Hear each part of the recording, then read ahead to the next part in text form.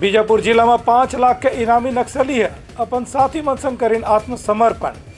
राज्य सरकार ढाल ले देगी 25,000 के सहायता राशि। बीजापुर जिले में 5 लाख रुपए के इनामी माओवादी है आज पुलिस और सुरक्षा बल के जवान मन के सामने आत्मसमर्पण कर दी से। ये नक्सली अपन 3 साथी मन के साथ में समर्पण करी से। पुलिस अधीक्षक डहार ले बताई गई कि जम्मो समर्पण करने वाला नक्सली मंडला राज्य सरकार के पुनर्वास नीति के तहत 25,000 रुपए के प्रोत्साहन राशि दे गए है। इस संबंध में जिला के DSP सुदीप सरकार बताइन कि 2004 में भैरवगढ़ एरिया कमेटी के पीठेपाल बाल संगम सदस्य के रूप में एक नक्सली कमांडर शामिल हुए रही से, जिन्हें 2006 से 18 तक के अलग अलग एरिया कमेटी में काम करे के बाद 2023 में आवापल्ली के कमांडर बन गए रही से।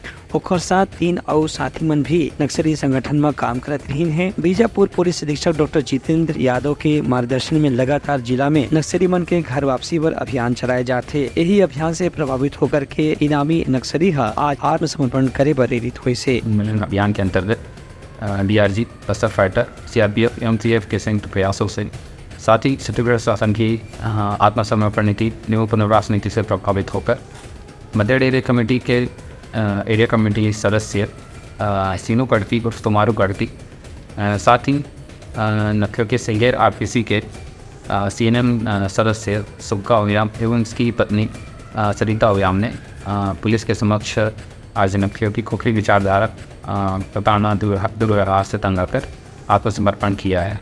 साथ ही शासन प्रशासन की मुख्य धारा से जुड़ने का संकल्प लिया है। इनमें एसिम सदस्य सोमारू गढ़ती उर्स्तिंग करती कई महत्वपूर्ण नक्सली घटनाओं में शामिल रहा है, जिसमें वर्ष 2022 में थाना मुदलपाई के अंतर्गत पोगला पंगोड़ की पहाड़ी में हुआ मुठभेड़ भी शामिल है, जिसमें भारी मात्रा में आर्म्स एमिनेशन नक्सलियों के जब्त किए गए थे।